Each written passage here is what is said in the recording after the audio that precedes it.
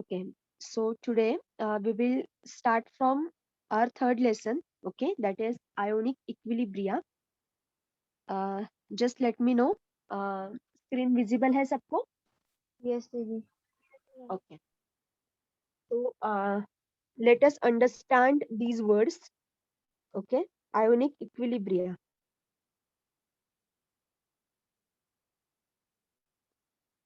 Ionic equilibria. So what do you mean by these two words? Okay. तो सबसे पहले ions क्या क्या होते हैं आयंस किसे आयंस कहते हैं हम लोग you can tell me ma'am जिस पे चार्ज हो। ओके सो जिसके पास चार्ज हो so when you acquire charge you मतलब ions okay when to some specific molecules you give up the charges okay जब आप उनको चार्जेस असाइन कर सकते हो तो उसको हम कहते हैं ionization okay so partial polarity maintain करना दैट इज आयोनाइजेशन एंड ये चार्जेस रिमूव करना ओके इनको हम क्या कहते हैं इनको अनआयोनाइजेशन या अनआयोनाइज्ड मॉलिक्यूल ऐसा कहा जाता है ओके सो आयोनिक मतलब charged entities so it can be positive it can be negative and also it can be neutral also okay तो न्यूट्रल के पास तो चार्ज नहीं होता so that is actually equilibrium ठीक है so the balance between the balance between positively charged ions and negatively charged ions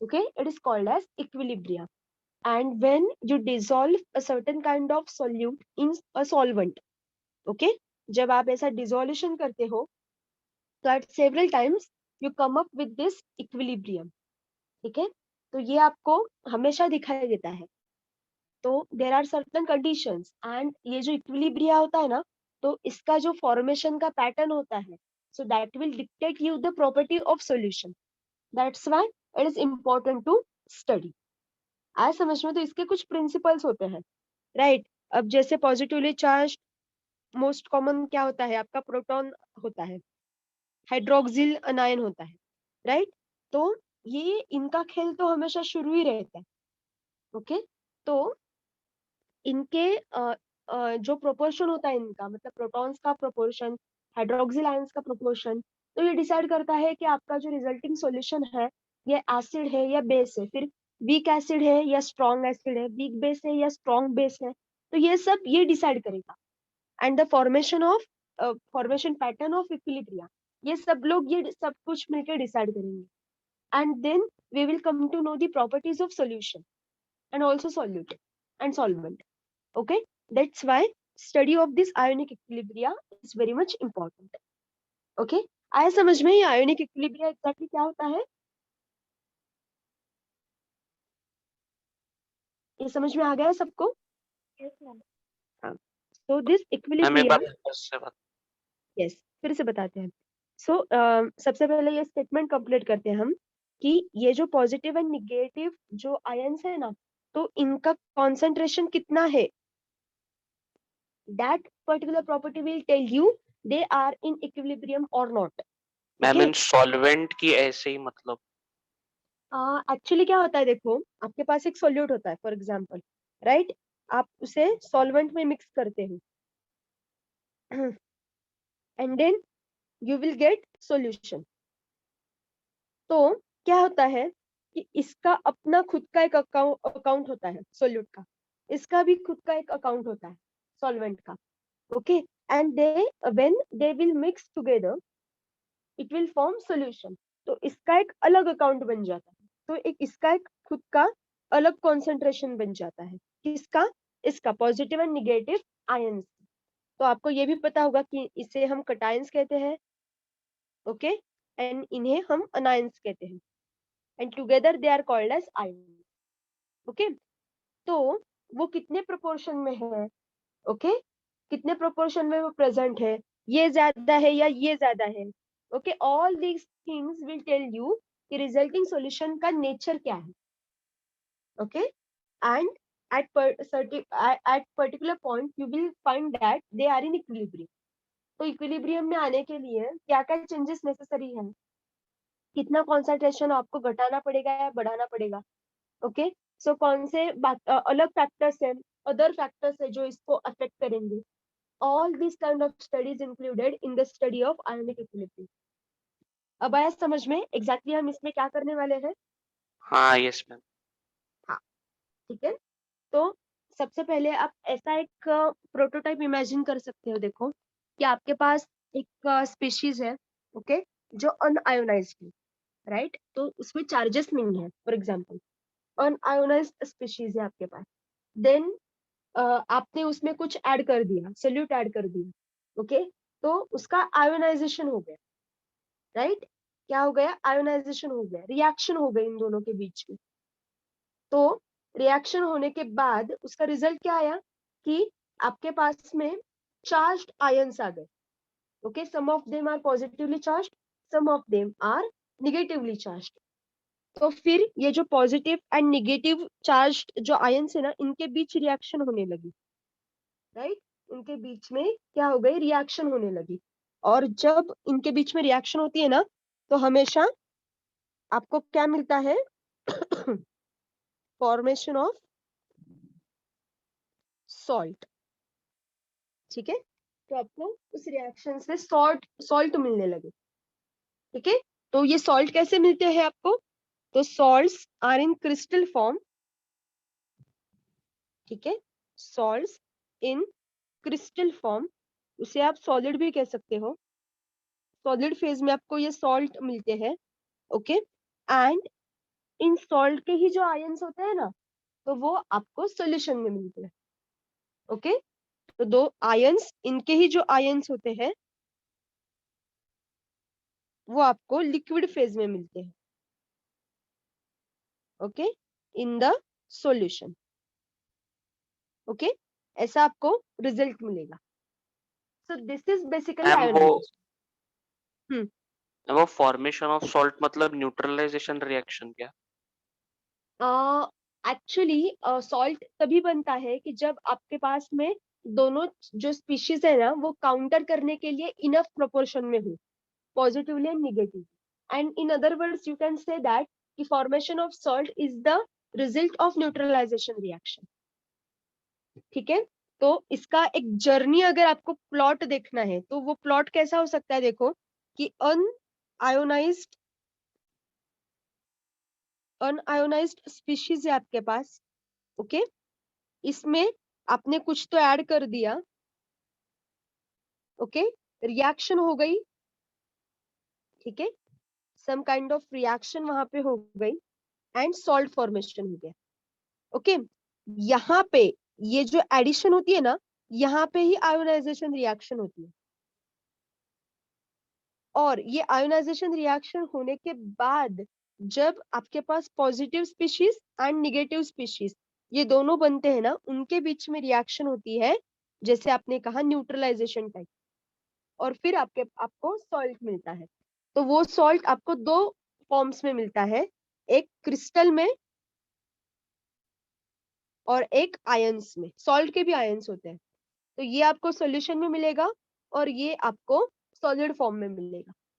अब ये जो न्यूट्रलाइजेशन रिएक्शन है ना, ये आपको सेवरल काइंड्स में देखने को मिलेगी, like precipitation reaction, okay. Precipitate form हो गया ऐसा आपको दिखेगा, राइट। देन डिस्प्लेसमेंट रिएक्शन आपको देखने को मिल सकती है कि डिस्प्लेस हो गए वो एंड फिर एक सबस्ट्रेट फॉर्म हो गया, ये ऐसे आपको देख सकते हैं। And these precipitate substrates, okay, they are all of salt type, ठीक है। आया समझ में, पूरा प्लॉट समझ में आया कि कैसे होता है काम। Yes ma'am. So now a very important term we are going to see, that is electrolytes, ठीक है। What do you mean by these electrolytes? इसके बारे में हम थोड़ा सा बोलते हैं, ठीक है। सो क्या होते हैं इलेक्ट्रोलाइट्स एक्चुअली, इन्हें इलेक्ट्रोलाइट्स बोलते हैं। और नॉन इलेक्ट्रोलाइट्स भी होते हैं, नॉन इलेक्ट्रोलाइट्स। किसी किसी को पता है इन दोनों के बीच में क्या डिफरेंस होता है मैम बेसिकली, वाटर में कंडक्शन। राइट। सो ऐसे आयंस जो इलेक्ट्रिसिटी कंडक्ट कर सकते हैं. Are you all agree with this statement?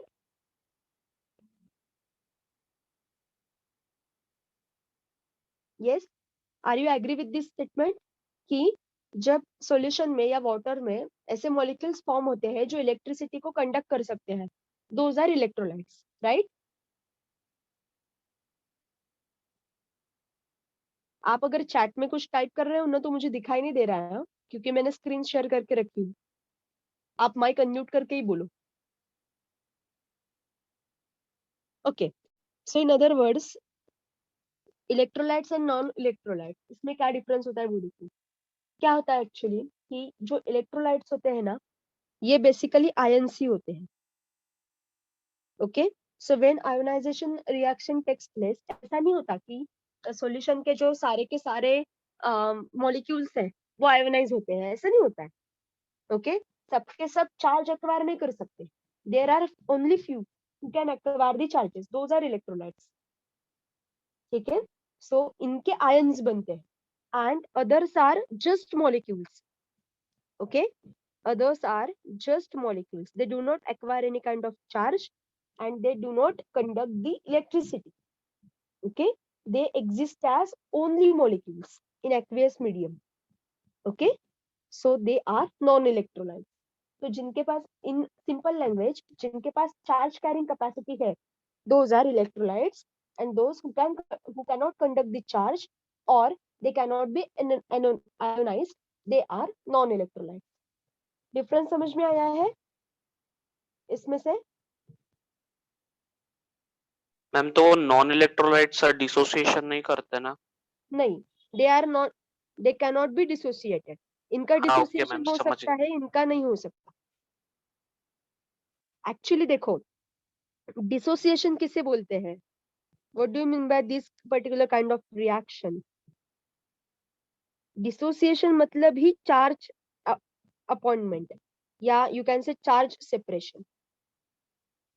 Okay, तो पॉजिटिव वाले को पॉजिटिव दे देना, निगेटिव वाले को निगेटिव दे देना. This is distribution of charge, is actually dissociation. ठीक है, तो नॉन इलेक्ट्रोलाइट्स में क्या होता है? नॉन इलेक्ट्रोलाइट्स में ऐसी कोई पॉसिबिलिटी होती ही नहीं ना, उनके पास बेसिकली कुछ चार्ज नहीं होता. इनके एक्चुअली कॉम्प्लेक्स तैयार होते हैं, मतलब एक ऐसा अगर कॉम्प्लेक्स है तो इसमें सम पॉजिटिव होंगे, कुछ निगेटिव होंगे.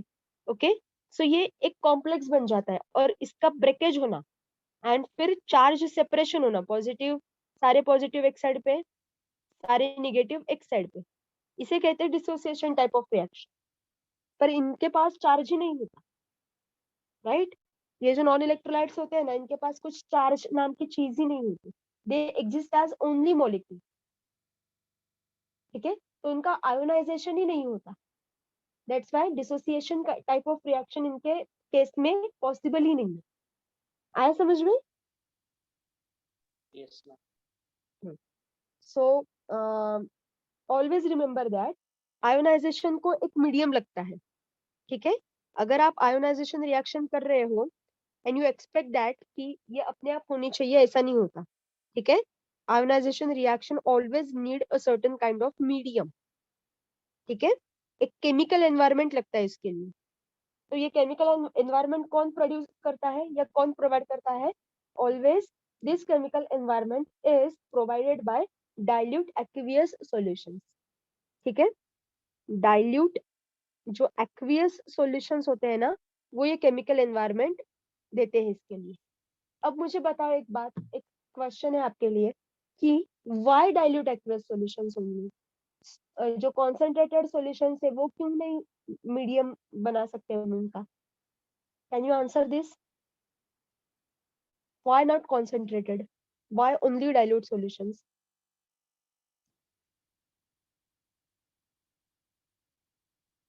Yes, you can tell me.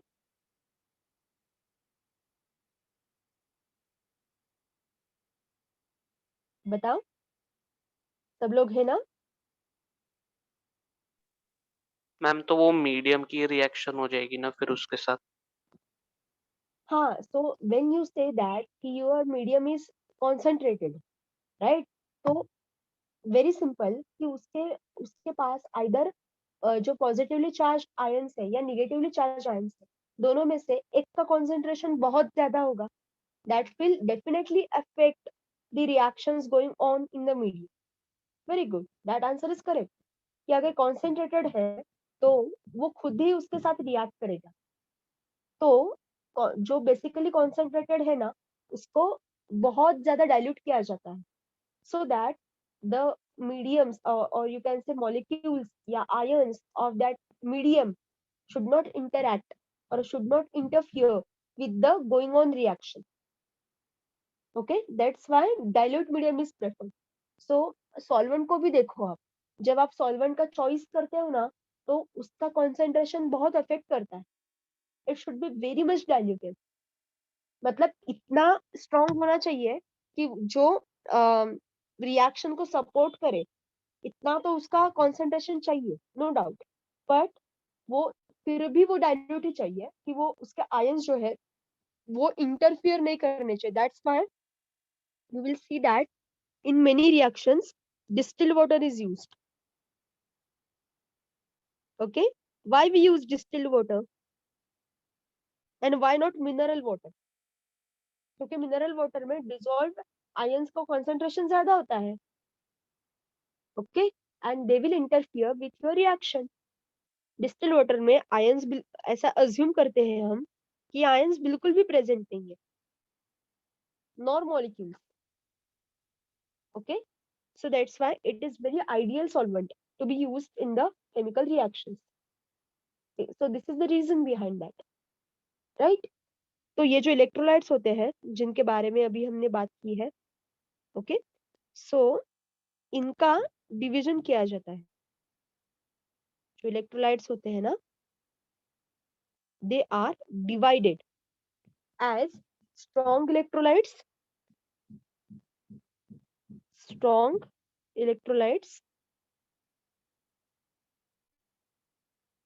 And weak electrolytes. So in this way they are divided. So किन्हें कहेंगे स्ट्रॉन्ग इलेक्ट्रोलाइट्स और किन्हें कहेंगे weak electrolytes. Okay, so this is all about the degree of dissociation. तो वो कितना dissociate हो सकते हैं और कितना इजीली हो सकते हैं, depending upon that they will call as strong electrolytes और weak electrolytes. So strong electrolytes, always remember that they are completely dissociated, right? So the electrolytes ionizing completely. So here complete ionization is there, right? So charge separation जो है वो एकदम easily evenly होता है, ठीक है. completely dissociation यहाँ पे होता है और यहाँ पे complete ionization नहीं होता, ठीक है. so यहाँ पे ये बात मिसिंग होती है. so they dissociate to a smaller extent, right? So they are weak electrolytes. So here you can say that strong acids, weak acids, strong acids and strong bases, and also salts, they come under this category, ठीक है. और weak electrolytes में कौन आता है फिर? Of course weak acids and weak bases, ये यहाँ पे आता है. So आपको एग्जांपल्स पता है क्या? स्ट्रॉन्ग एसिड्स में कौन कौन आता है? You can tell me. HCl. हाँ, so all inorganic acids are strong acid, ठीक है. HCl है, स्ट्रॉन्ग एसिड है. फिर सल्फ्यूरिक एसिड है, स्ट्रॉन्ग एसिड है. Nitric acid also it is a strong acid. फिर वीक एसिड्स कौन से है? वीक एसिड्स किन्हें कहते हैं फिर?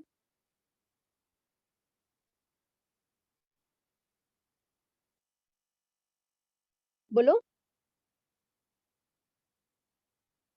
Weak acids are organic acid generally, जैसे आपका फॉर एग्जांपल फॉर्मिक एसिड है. Acetic acid. हाँ यस, वो भी है, ठीक है. एसिटिक एसिड है तो वो वीक एसिड है. देन ये फॉर्मिक एसिड है आपका, ये भी वीक एसिड है, ठीक है. Generally organic acids are weak acids. अब स्ट्रॉन्ग बेसिस का एग्जांपल पता है आपको? NaOH। राइट, NaOH है, फिर KOH है, ये सारे स्ट्रॉन्ग बेसिस है। एंड ऑन द कॉन्ट्ररी फिर अगेन आप कंसिडर करो organic bases, they are weak acids, weak bases, sorry. ठीक है, so this is the classification. तो इनका बेसिस क्या है बेसिकली कि कंप्लीट आयोनाइजेशन और इनकम्प्लीट और partial ionization. This is the basis of deciding which are strong electrolytes and which one are weak electrolytes। ठीक है, सो ये जो वीक इलेक्ट्रोलाइट्स होते हैं इनका पार्शियल डिसोसिएशन होता है। तो जो बचे हुए होते हैं उनका क्या होता है फिर? Ma'am precipitate. नहीं, प्रेसिपिटेट नहीं होते, फिर तो सॉल्ट बन जाएंगे ना वो। प्रेसिपिटेट मतलब सॉल्ट फॉर्मेशन के तरफ हम जाते हैं। They exist as just molecules, और उनको ही हम कहते हैं ना अनआयोनाइज्ड स्पीशीज। यस समझ में मैम। आया? So in solution you can get two type of species. One is ionized one, and another species is present in your solution is unionized species, right? तो उनके बीच में उनका जो concentration होता है ना कि total ionization and the failure of ionization, okay, इनके बीच में जो इक्विलिब्रियम establish होता है उसका हमें स्टडी करना। और वो इक्विलिब्रियम हम हमेशा जैसे हम दिखाते हैं double arrow, double headed arrow, वैसे दिखाया जाता है। ओके, सो बेसिकली ये जो इक्विलिब्रियम है ना वो किन किन के बीच में है एक्चुअली कि ionised species, okay, and unionised species. ठीक है, सो आयोनाइजेशन कितना परफेक्टली हुआ है, कितना इफेक्टिवली हुआ है, ये हम स्टडी कर सकते हैं। ये डिसोसिएशन कितना परफेक्टली डिसोसिएशन हुआ है तो उसका हम एक मेजर निकाल सकते हैं, ओके, मैथमेटिकली, राइट। तो उससे बोलते हैं, क्या बोलते हैं उससे, उस मेजर को उसे बोलते हैं alpha, right, degree of dissociation. So ये मेजर है एक्चुअली उसका, राइट।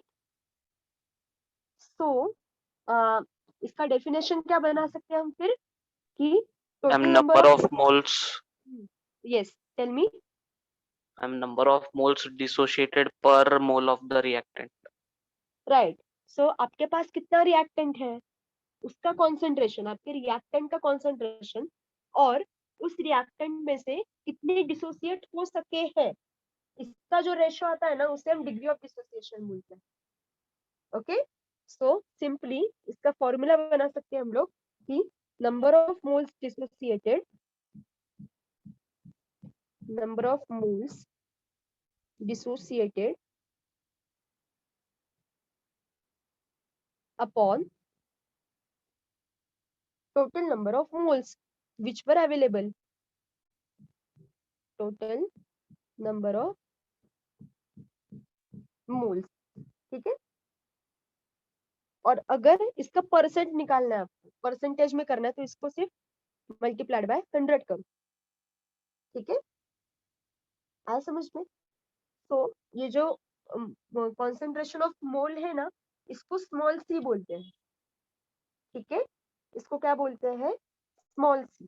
तो स्मॉल सी का एक भी आप डेफिनेशन बना सकते हो क्या कि molar concentration of an electrolyte, okay, the equilibrium concentration of cation and anion, इसका अगर आपको मेजर लेना है तो आपको सिंपली इसका मल्टीप्लीकेशन करना पड़ेगा। ठीक है, तो स्मॉल सी आपको क्या बताता है? It is actually molar concentration, okay, it is actually molar concentration, मतलब ये इंटिटी, इसको आप स्मॉल सी भी बोल सकते हैं।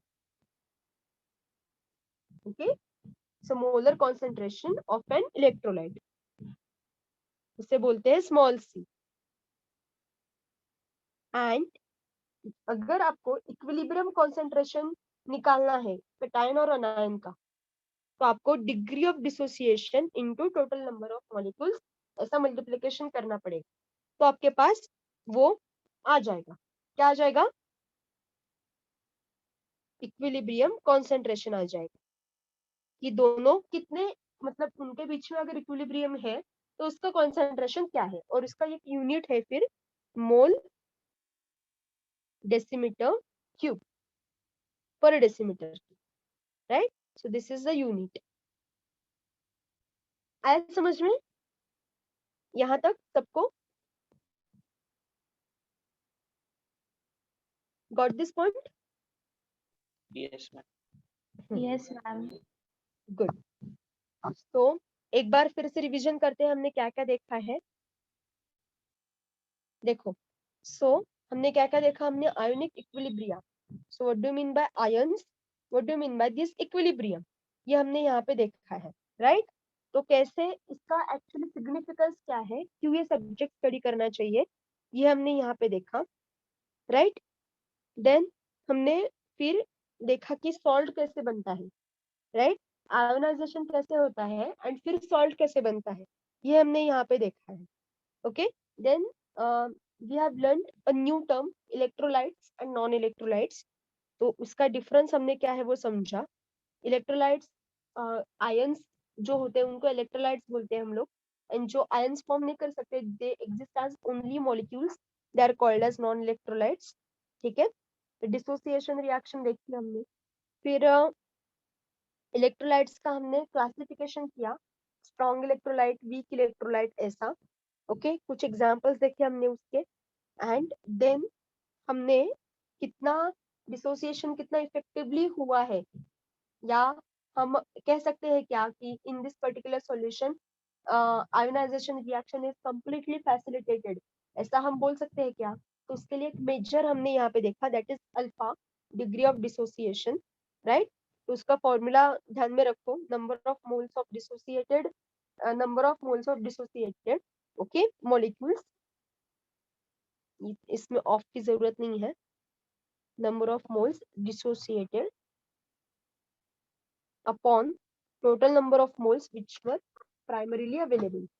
ओके, उसको हमने सी कहा, that is total number of moles क्या है actually, this is nothing but the molar concentration. ठीक है, तो परसेंट में करना है तो सिर्फ 100 से मल्टीप्लाई करो, एंड इक्विलिब्रियम कॉन्सेंट्रेशन अगर आपको निकालना है तो इसका मल्टीप्लीकेशन लो, अल्फा इंटू सी, तो आपको इक्विलिब्रियम कॉन्सेंट्रेशन ऑफ कैटायन और अनायन मिल जाए। ओके, तो यहाँ तक हमने देखा है। Now very important term is, जब आप कहते हो कि ये जो सॉल्यूशन है उसका एसिडिक नेचर है या बेसिक नेचर है, तो उसका बेसिस क्या है? basis of those kind of statement is the ionization reaction itself। पर एसिड एंड बेस किसको कहा जाए, इसके लिए भी there are some kind of theories. Okay, तो एसिड्स एंड बेसिस, ओके, तो ये क्या है? Basically they are nothing but compounds. Okay, they are chemical compounds and nothing else. Okay, तो ये नेचुरली प्रेजेंट होते हैं, या हम लेबोरेटरी में सिंथेटिक एसिड्स एंड बेसिस भी बना सकते हैं। ओके, तो एक्चुअली एसिड्स तो बहुत सारे होते हैं, राइट फ्रॉम, अब ये कोविड के केसेस में आपने सुना होगा कि कौन सा इंटेक लेना चाहिए, साइट्रिक एसिड, सिट्रिक एसिड ज्यादा लेना चाहिए ऐसा डॉक्टर्स बोलते थे, राइट? विटामिन सी लेना चाहिए। सो ऐसा हम ये हमेशा सुनते हैं। Then folic acid is very important for pregnant women, ये भी हम सुनते हैं। देन आपने विनेगर सुना होगा, vinegar is nothing but your acetic acid, right? So all these acids we come across in our day to day life. पर ये एसिड एंड बेसिस क्या होते हैं, किससे हम कहते हैं एसिड? तो बचपन में पता है अब हमें कि लेबोरेटरी में वो लिटमस पेपर रहते थे, तो लेमन जूस में डिप किया तो रेड लिटमस पेपर कैसा रहता था? रेड लिटमस पेपर रेड ही रहता था, and blue litmus paper red होता था, राइट? तो अम, ये हमने एक्सपेरिमेंट किया होगा। So litmus paper is the indicator, right? But what is theoretically what are acids and bases? So to decide that we have some kind of theories with us। okay, so according to that, first theory is, नाम ध्यान में रखो सबसे पहले, Arrhenius theory। this is ancient theory actually। ठीक है, Arrhenius theory of acids and gases. This is one theory. Then second is what? Second is Bronsted-Lowry theory. या lorry Brønsted, ऐसा उल्टा भी कहा जाता है इसको, ठीक है। तो ब्रॉन्स्टेड लाउरी थियरी, ये सेकंड थियरी है, okay. Then very important theory is Lewis theory, okay. Very important theory is Lewis theory, okay. तो ये जो तीन थियरी है, these are very important for you, okay. ये ध्यान में रखो सारे के सारे थियरी, ठीक है। तो हर एक थियरी का एक क्राइटेरिया है, depending upon that we will decide कि the compound present in front of us is acidic or basic, ठीक है। तो इन सब के ये जो सब थियरीज है ना, इनके अपने अपने डेफिनेशन है एसिड एंड बेस कहने के, आया समझ में। सो एक एक शॉर्ट में पहले मैं आपको बताती हूँ and then we will go into detail. सबसे पहले इन तीनों के नाम ध्यान में रखो, ओके। इन तीनों के जो नाम है ना, थियरीज के नाम है ना, ये सबसे पहले ध्यान में रखो और ये माइंड में फिक्स कर दो। What are those? Arrhenius theory, Bronsted Lowry theory and Lewis theory, ठीक है। ये सबसे पहले दिमाग में फिक्स कर दो। नाउ एक एक देखते हैं हम, okay. It's actually very simple. So सबसे पहले जो अरेनियस थियरी है ना, ये क्या बताती है, देखो। इस according to this theory, what are acid and what are bases. तो ये क्या बोलती है ये थ्योरी, एसिड किसको कहा जाए? एसिड किसे बोलना चाहिए? जिसके पास हाइड्रोजन है, ओके। और जो H+ आयंस देता है, H+ आयंस देता है मतलब it is acid. On the contrary which give up OH- ions, those are bases. बस सिंपल, इतना ही कहा है इस थियरी में, ठीक है। इतना ही कहा है, बस इतना ही, ओके। देन सेकंड थियरी जो है लॉरी ब्रॉन्स्टेड थियरी, वो क्या कहती है? अकॉर्डिंग टू दिस थियरी, या क्या कहा जाता है, एसिड किसको बोलना चाहिए कि acid is a substance that donates a proton to another substance, ठीक है। तो यहाँ पे H+ का डोनेशन होना चाहिए, ओके। तो ये H+ का डोनेशन होना चाहिए, इसको हम एसिड बोलेंगे, राइट। और अगर H+ का एक्सेप्टेंस है तो उसे हम बेस बोलेंगे। बस इतना ही कहा है इस थियरी में, ठीक है। बस इतना ही कहा है, बाकी कुछ नहीं। यहाँ पे हम सिर्फ इंट्रोडक्शन देख रहे हैं, in detail we are going to see that, okay. And then last theory is Lewis ma'am theory. तो वो रिडक्शन ऑक्सीडेशन है क्या? हाँ वही है, वो oxidation reduction type of reaction. पर तब वो पता नहीं था, मतलब जब वो थियरी प्रपोज की ना 1923 में, तब इतना डिटेल में नहीं बताया था। Later we come up with this all this terms, आया समझ में। यस। हाँ, तो यहाँ पे माइंड में डिफरेंस पहले फिक्स कर दो सारे थियोरीज के बीच में। नहीं तो पेपर में क्या होता है ना कि Arrhenius theory and Brønsted-lorry theory में कंफ्यूज होते हैं लोग, सेम दिखता है क्योंकि वो, पर वो सेम नहीं है एक्चुअली, ठीक है। सो लुईस थियरी क्या बोलती है, देखो। एसिड किसे बोलते हैं कि एनी सब्सटेंस और एनी स्पीशीज दैट एक्सेप्ट और शेयर इलेक्ट्रॉन पे, okay. So acceptance of electron, okay, acceptance of electron and donation of electron. So it is actually opposite to Bronsted-Lowry theory। मतलब H+ का donation मतलब acid, तो electron का acceptance मतलब acid, okay. So donation of electron that means base. तो ये क्या है एक्चुअली, ये reduction and oxidation type of reaction है ना। इसमें आप वो एक ऐड कर सकते हैं। तो these are actually redox reaction, तो जिसमें आपको एसिडिक नेचर और बेसिक नेचर दोनों दिखाई पड़ता है, ठीक है। So these are the three different terms and criteria depending upon which we are going to decide the species in front of us is acidic और बेसिक, ठीक है। सो जो सुपरफिशियल डिफरेंस समझ में आ गया तीनों थियरीज के बीच में? Got this point?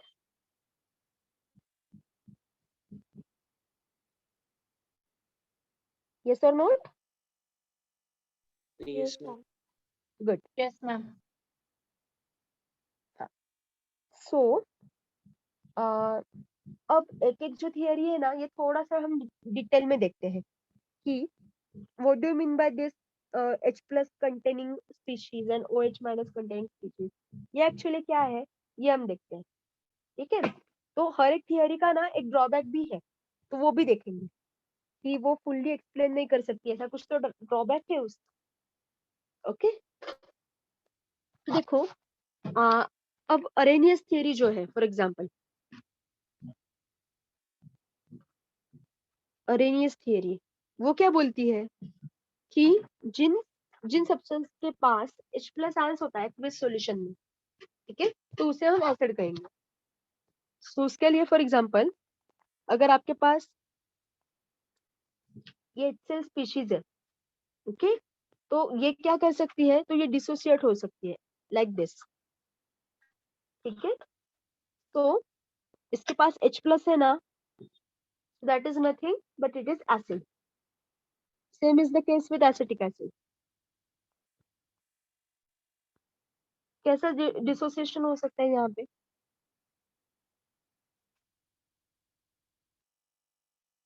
ओके, सो यहाँ पे H प्लस है, ये एसिड. सो एक बात यहाँ पे और एक है कि हाइड्रोनियम आयंस जो है ना, तो हाइड्रोनियम आयंस को कैसे रिप्रेजेंट करें, ये इस थ्योरी का प्रॉब्लम है. क्योंकि हाइड्रोनियम जो आयन है, इनका डिसोसिएशन हम कैसे कर सकते हैं? ओके, ये जो स्पीशीज है, इसका डिसोसिएशन कैसे किया जाए? एंड अगर हम कहेंगे कि इट इज एसिड, तो ये थोड़ा सा स्टेटमेंट गड़बड़ हो जाए. तो ये जो स्पेशलाइज्ड आयंस है ना, इनके केस में ये थियरी प्रपोज नहीं कर सकते हम लोग. तो सिंपली हम उसको प्रोटॉन का प्रेजेंस और एब्सेंस इसी टर्म पे स्टडी करते हैं. ओके, बेस का भी वैसे ही है. ओके, तो अगर आपके पास बेस है तो उसके पास OH माइनस आयंस है, तो it is base. Okay, so this is the simple definition. तो वो आयंस प्रोड्यूस होने चाहिए. ओके, सो एक्चुअली क्या होता है कि ये थियरी क्यों लिमिटेड है? फॉर एग्जांपल आपके पास एक अमोनिया ग्रुप है, फॉर अमोनियम ग्रुप है. ठीक है, तो what is this? This is actually base. पर इस थियरी के अगर इस थियरी के ऊपर हम स्टडी करके इसको बेस नहीं बोल सकते ना, क्योंकि डेफिनेशन क्या बोलती है इस थियरी की कि OH माइनस आयन प्रेजेंट होने चाहिए. अब NH3 में कहाँ है OH आयन, तो फिर उसको बेस नहीं बोलेंगे क्या? So this is the drawback or limitation of this particular theory. Okay, same is the case with this particular compound. So this is base. तो इसके पास में OH है नहीं, तो depending upon this theory it proves wrong. तो हम इसे base नहीं बोल सकते, पर but actually they are basis.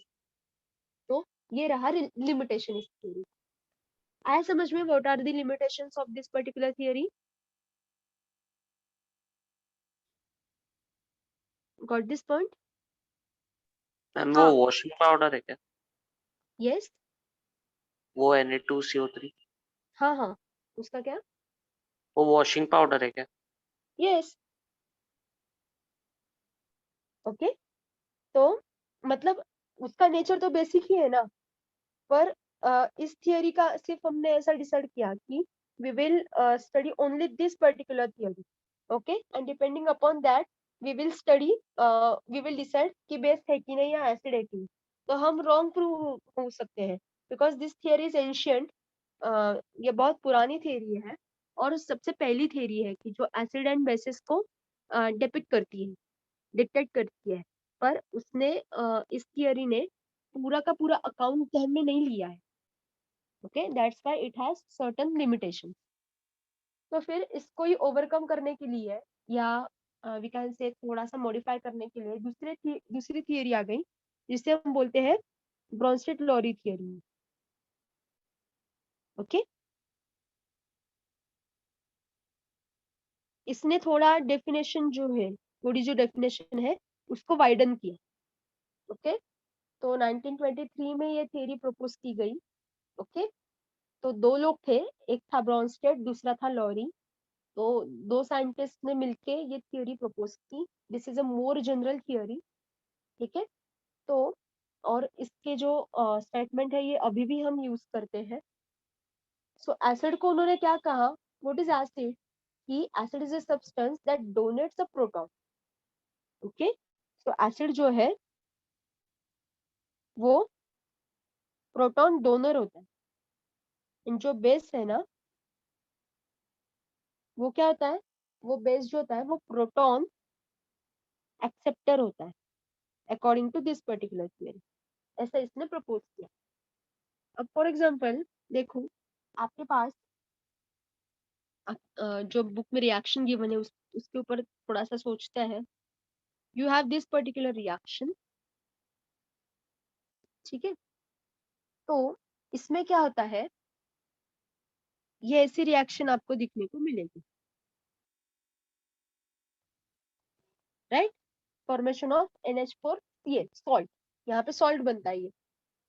पर यहाँ पे क्या बात होती है कि प्रोटॉन कहाँ से जा रहा है, देखो यहाँ पे सिर्फ Cl बचा, क्लोरीन बचा, हाइड्रोजन गायब हो गया। मतलब ये जो हाइड्रोजन है ना, तो इस हाइड्रोजन को यहाँ पे डोनेट किया गया है। That's why this is acid. Okay, that's why this is acid. And यहाँ पे ये जो H का जो नंबर है वो बड़ा है, सो NH3 ने एक्सेप्ट किया है, that's why it is base. This is acceptor. Okay, और क्या बात होती है और एक, कि जो कुछ भी आपके पास एसिड्स एंड बेसिस है ना, और उनके रिएक्शन से जो बनेगा वो भी एसिड एंड बेसिस ही बनेगा। सो this is acid, this is base, क्योंकि ये हमेशा एक्सेप्ट ही करेगा और ये हमेशा डोनेट ही करेगा। Okay, so in reaction you can get a pair. Okay, hydrogen कहीं भी नहीं जाता, right. So you have got pair. तो ये जो पेयर होती है ना, उसको बोलते हैं conjugate acid base pair. Okay, so इन दोनों की पेयर बनी है, इन दोनों की पेयर बनी है। Okay, so this particular pair is known as conjugate acid base pair। ठीक है, तो कहाँ से एक्सेप्ट किया है, कहाँ से डोनेट किया है। Okay, so that is those pairs are known as togetherly, they are known as conjugate acid base pair। Okay, तो बेस कैसे बनता है फिर, base is produced by accepting the proton from acid, so that's why it is called as conjugate base। Okay, तो actually यहाँ पे ऐसी pair नहीं होती जैसी हम सोचते हैं, ऐसी पेयर नहीं होती। ओके, क्योंकि नाम क्या है, conjugate acid and base pair. So यहाँ पे ये एसिड क्यों बना है और ये बेस क्यों बना है, ये सोचना चाहिए हमें, राइट। सो कहाँ पे डोनेट हुआ है ये, सो HCl का हाइड्रोजन डोनेट होके, HCl का जो हाइड्रोजन है वो डोनेट होके यहाँ पे बेस बना है। So because of this acid this base has formed, and because of this base acid has formed. So that's why पहले जो हमने जो पेयर मैच की थी ना, सो that is the origin pair and this is conjugate acid base pair. आया समझ में डिफरेंस दोनों के बीच में।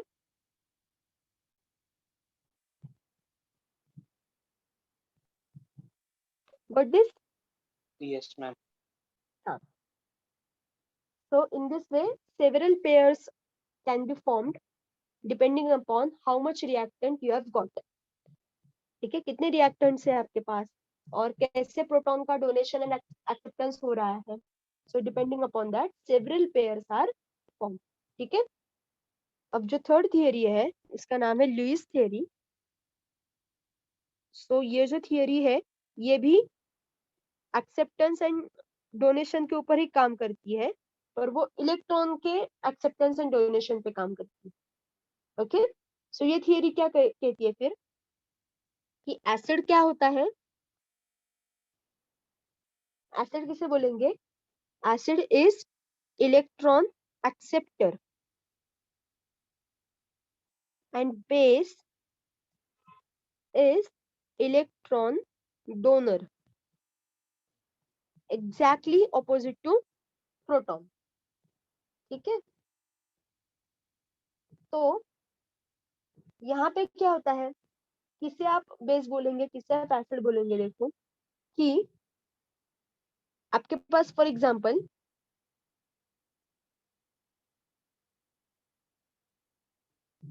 ये मॉलिक्यूल है and this nitrogen has lone pair of electrons, right. And फिर आपके पास एक प्रोटॉन भी है. आपके पास एक प्रोटॉन है. तो ये जो लोन पेयर ऑफ इलेक्ट्रॉन है ना, ये इसके ऊपर गई. ओके. तो ये क्या हो गया फिर, ये डोनर हो गया, ये एक्सेप्टर हो गया, right. In other words it is acid and it's base. And in दोनों के बीच में रिएक्शन हो गई फिर, और कैसा एक आपका कंपाउंड बना.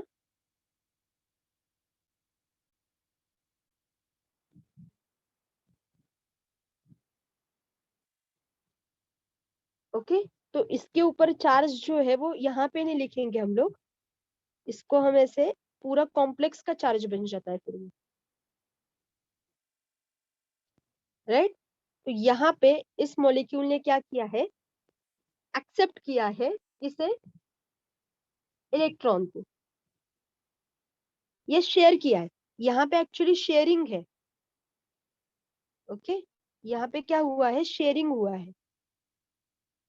सो एक्सेप्टर और यहाँ पे वो शेयर भी कर सकता है. So that is what, that is acid, Lewis acid. Okay.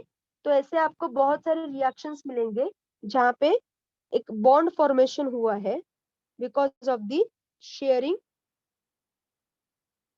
of electron. Okay. So this theory talks about the sharing of electron. This theory, Bronsted-Lowry theory, talks about the presence or absence, or you can say donation or acceptance of proton. And Arrhenius theory talks about the presence of proton or hydroxyl ion. Okay. So these three theories are very famous. So although there are some compounds in which you can get two charges at a time. Okay. तो आपको दोनों मिल सकते हैं, दोनों. अब for example water है, water क्या है, एसिडिक या बेसिक, दोनों है. वो एसिड जैसा भी काम कर सकता है एंड बेस जैसा भी काम कर सकता है. Okay. And this particular nature is known as amphoteric nature. Okay. This particular nature is known as amphoteric nature, means acting as both acid and base at a time. तो उसके सामने कौन होता है, इसके ऊपर वो डिपेंड करेगा कि उसका बिहेवियर कैसे हो, लाइक एसिड और लाइक बेस. ओके. तो इसके रिएक्शन हम डिटेल में देखेंगे कि कैसे उसका नेचर डिफरेंट हुआ है, वो हम देखेंगे. ओके. और फिर आगे कुछ लॉज आएंगे, थोड़े से डेरिवेशंस भी है इस लेसन में, right. So all those things we will cover offline. Okay, तो इसमें रिएक्शन पार्ट ज्यादा है, अंडरस्टैंडिंग एंड थ्योरेटिकल पार्ट भी है, तो वो आपको समझना है, उसके लिए practice is necessary. Okay, so we will stop here and we will continue this particular topic tomorrow.